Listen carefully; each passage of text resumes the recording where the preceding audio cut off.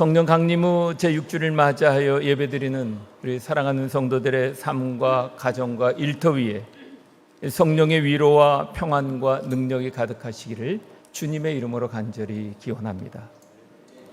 우리는 요즘 폭음에 시달리는 길고 지대한 여름을 맞이하고 있습니다.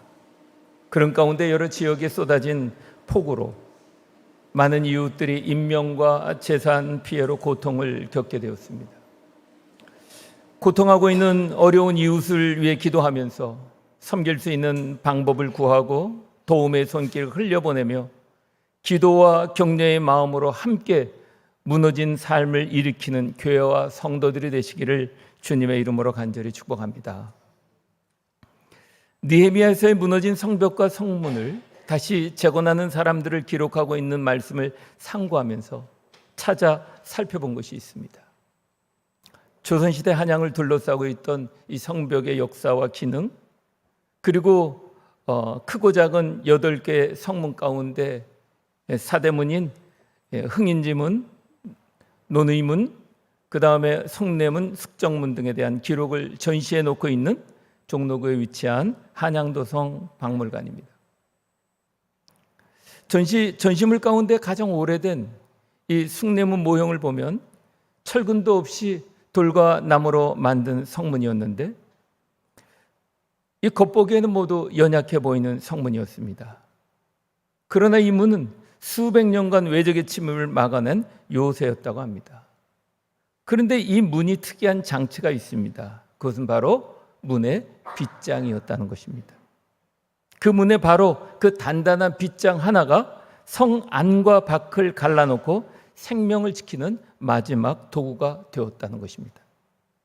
그렇습니다. 오늘 본문을 담고 있는 3장의 성벽과 성문을 중수하는 사람들의 이름 하나하나를 기록하고 있는 말씀은 단순히 느헤미야의 공사의 기록을 남기려고 하는 것만은 아닙니다. 이 기록은 신앙의 경계와 공동체의 책임을 회복하는 신앙의 고백이요 신앙의 선언을 담고 있는 귀한 말씀입니다. 우리는 오늘 본문에서 반복하여 기록한 2개의 문구와 또 3장 어디에서도 사용하지 않았던 단어를 유일하게 붙여 기록하는 것을 통해 신앙의 경계와 공동체의 책임 있는 신앙의 고백과 선언을 찾아보려고 하는 것입니다. 먼저 찾을 수 있는 반복되는 그 하나는 앞에 3절과 4절에 이어 오늘 함께 봉독한 13, 14, 15절에 연이어 기록하고 있는 문을 세우며 문짝을 달고 자물쇠와 빗장을 갖추었다라고 하는 문구입니다. 또 그리고 찾을 수 있는 반복되는 또 하나는 2절부터 시작되어 31절까지 무려 22번이나 반복하여 기록하고 있는 그 다음은이라는 말입니다. 그런가 하면 20절에는 유일하게 기록하고 있는 힘써라는 형용사입니다. 바라게는 예루살렘 성벽이 중수되는 것을 기록하고 있는 3장 속에서 찾게 된 오늘 본문에 문을 세우고 문짝을 달고 자물쇠와 빗장을 갖추었다라고 하는 말과 그 다음은이라는 말과 그리고 힘써라는 말을 주목하면서 공동체의 회복과 책임의 공동체에 대하여 배우고 깨닫는 은혜가 우리 모두 가운데 있기를 간절히 소망해 봅니다. 그리고 배우고 깨달은 진리로 교회 공동체를 건강하게 세우고 교회를 통해 배우고 실천된 삶으로 가정과 일터 또 만나고 관계하는 영역들을 건강하게 회복해가는 성도들이 되시기를 주님의 이름으로 간절히 축복합니다.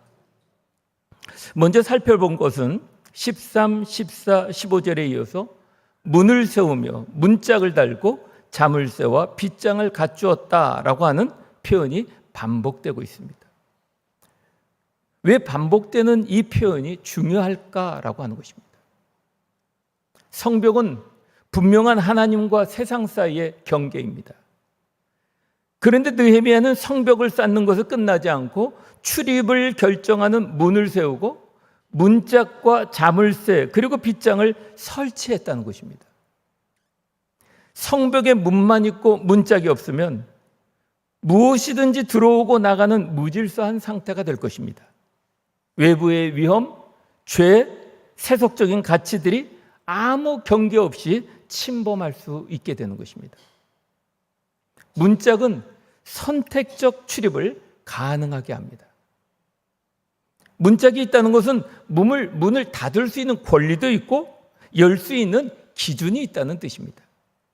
즉 무엇을 받아들이고 무엇을 거절할지를 결정하는 권한, 다시 말해 선택할 수 있는 힘이 우리에게 주어졌다는 상징입니다. 신앙적으로는 말씀, 기도, 성령의 인도가 바로 문짝입니다. 문짝은 하나님의 말씀이라는 기준이라면 자물쇠는 기도로 하나님의 뜻을 묻는 분별력입니다. 그리고 빗장은 성령의 인도하심을 따라 결정하고 지키는 의지입니다. 이 세 가지가 갖춰질 때 우리는 옳고 그름을 선택할 수 있는 영적 주체가 되게 되는 것입니다. 그러므로 문짝 없는 신앙은 수동적이고 방임적이 될 수 있습니다. 아무 기준이 없이 살아가는 삶은 결국 세상의 흐름에 끌려다니는 온도계 같은 삶을 사는 것이라 말할 수 있습니다. 반면에 문짝을 달고 자물쇠를 치우는 것은 내가 하나님의 사람으로 하나님의 말씀을 기준으로 삼고 내가 무엇을 받아들이고 무엇을 거부할지 능동적으로 선택하며 세상의 은혜와 거룩을 흘려보내는 온도 조절계와 같이 세상을 변화시키며 살아가는 성숙한 신앙인의 자세를 유지하며 살아가게 하는 것입니다. 문짝에 달린 자물쇠와 빗장에 대하여 준비하면서 오늘 간신히 허락을 받고 제 아내의 이야기를 좀 하려고 합니다.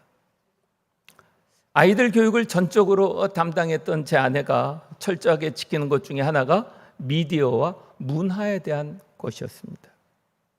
제가 기억하기로는 초등학교 때까지는 어린아이 프로만 볼 수 있는 규칙을 만들고 따르게 하였습니다. 그리고는 중학교 때는 아예 집에 TV를 없앴습니다. 뿐만 아니라 엄마가 선정한 책, 엄마가 선정한 음악, 엄마가 선정한 영화만 보게 하여서 이 규칙들을 지켜야 하는 동안 아이들은 친구들과의 관계에서 대화의 장벽이 생겨 많이 힘들었던 것을 우리 아내는 모르고 있었던 것입니다. 제 아내는 나름대로 아이들을 세상으로부터 보호하겠다고 높은 벽만 세워놓았던 것입니다. 그런데 어느 순간 아이들이 숨 막혔고 반항하기도 했습니다. 그리고 시간이 흐른 후에 제 아내는 경계만으로는 안 되는 거구나. 드나들을 가르쳐야 하고 말씀과 기도, 성령의 지혜로 자녀 스스로가 선택하고 분별하게 해야 한다는 것을 늦게 깨닫게 되었습니다. 그래서 지금도 딸들은 종종 그때 엄마가 그렇게 무식했지라고 하면서 놀리곤 합니다. 그렇습니다. 우리의 가정에, 우리의 교회에, 일터에 문짝이 달려 있습니까? 자물쇠와 빗장이 제대로 작동하고 있습니까? 단순히 방어적인 벽이 아니라 건강한 출입구가 마련되어야 하는 것입니다. 말씀으로 기준을 세우고 기도로 분별하고 성령의 인도하심으로 지켜야 한다는 것입니다. 문짝이 달리고 자물쇠와 빗장을 갖춘 공동체의 삶은 예수님의 지상 대명령인 마태복음 28장 18절에부터 20절에서 가서 너희 모든 족속으로 제자를 삼아 아버지와 아들과 성령의 이름으로 세례를 베풀고 분부한 모든 것을 가르쳐 지키게 하라. 볼지어다 내가 세상 끝날 때까지 너희와 항상 함께 있으리라 하신 말씀을 믿고 따르는 공동체입니다. 곧 말씀과 기도로 하나님의 거룩함을 따라 진리와 은혜와 진리를 누리는 모이는 교회로, 동시에 성령의 인도하심을 따라 하나님의 진리와 은혜로 가정과 일터 그리고 만나고 관계하는 모든 영역을 변화시키고 회복시키는 흩어지는 교회로, 온도 조절계와 같이 하나님의 나라와 하나님의 뜻을 이루며 공동체로 세워지고 살아가는 것입니다. 또 우리가 주목해야 하는 것이 있습니다. 2절부터 시작되어 22번이나 반복하여 기록하고 있는 그 다음은 이라는 말입니다. 그 다음은 이라고 하는 말은 협력의 구조와 연대의 영성이라고 말할 수 있습니다. 그렇습니다. 성벽은 혼자 쌓을 수 없는 구조물입니다. 그렇기 때문에 각자의 위치에서 자신의 구간을 맡아 연결해야 하는 것입니다. 곧 그 다음은 이란 신앙의 바통 터치를 나타내는 말입니다. 오늘날 교회와 성도가 한 세대가 신실하게 살아야 다음 세대가 믿음을 잇는 것입니다. 가정에서도 부모의 신앙이 자녀 신앙의 기초가 되는 것입니다. 곧 내 삶은 다음 사람의 시작점이라는 사실을 꼭 기억해야 하는 것입니다. 또 그 다음은 우리는 따로가 아니라 함께라고 하는 연대의 영성이기도 합니다. 오늘 본문의 3장에서 보면 반복되는 그 다음은 이란 개별 사역자들이 따로이면서 동시에 하나의 연합체로 성벽을 중수하고 있음을 보여주고 있는 것입니다. 이것은 공동체가 동시에 서로 다른 위치에서 같은 목표를 향해 움직이고 있다고 하는 것을 보여주고 있는 것입니다. 우리 교회 안에서도 중보기도팀이 있고 전도사역팀이 있고 찬양팀, 안내팀, 1:1 제자양육팀, 맘투맘, 임생학교, 각속회, 각속 선교회가 있습니다. 성도 한 분 한 분이 자기 자리에서 충실할 때 하나님의 나라라고 하는 하나의 성벽이 든든하게 중수되어지는 것입니다. 다시 말하면 우리가 서로가 서로에게 연결된 존재라는 것입니다. 또 그 다음은 이란 각 사람이 자기 위치에서 책임을 다하는 책임의 영성이기도 합니다. 그 다음은 이라고 반복되지만 각 사람은 자기 위치에서 누구는 문을, 누구는 성벽의 일부를, 어떤 이는 자기 집 앞을 맡으며 책임을 다하고 있는 것입니다. 하나님은 우리 각 사람에게 각자의 영역을 맡기신 것입니다. 교회에서, 가정에서, 일터에서 내 이름으로 기록된 내 자리가 있습니다. 그 자리를 소홀히 여기지 않고 충성되게 지키는 것이 거룩한 사명이요 그리스도인의 삶이라는 것입니다. 그렇습니다. 그 다음은 이 반복되는 것은 하나님 나라의 일은 혼자 하는 것이 아닌 함께 하는 것이며 끊어진 것이 아닌 이어지는 것이며 멈춘 것이 아닌 계속되는 것이라고 하는 것을 말해주고 있는 것입니다. 이처럼 우리 교회 역사자로 편찬위원회 사역을 보면 아름다운 신앙의 전통을 이어가기 위한 다시 일어나는 발돋움이기도 하고 과거를 답습하는 것이 아니라 과거를 통해 더 복되고 거룩한 삶으로 진일보하게 하는 함께의 그 다음이며 이어지는 그 다음은 계속되는 그 다음으로 내딛게 되는 것입니다. 그뿐이 아닙니다.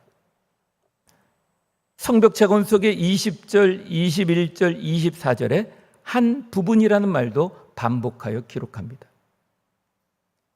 더불어 자기 집 맞은편 부분, 자기 집에서 가까운 부분이라는 것을 함께 기록하고 있습니다.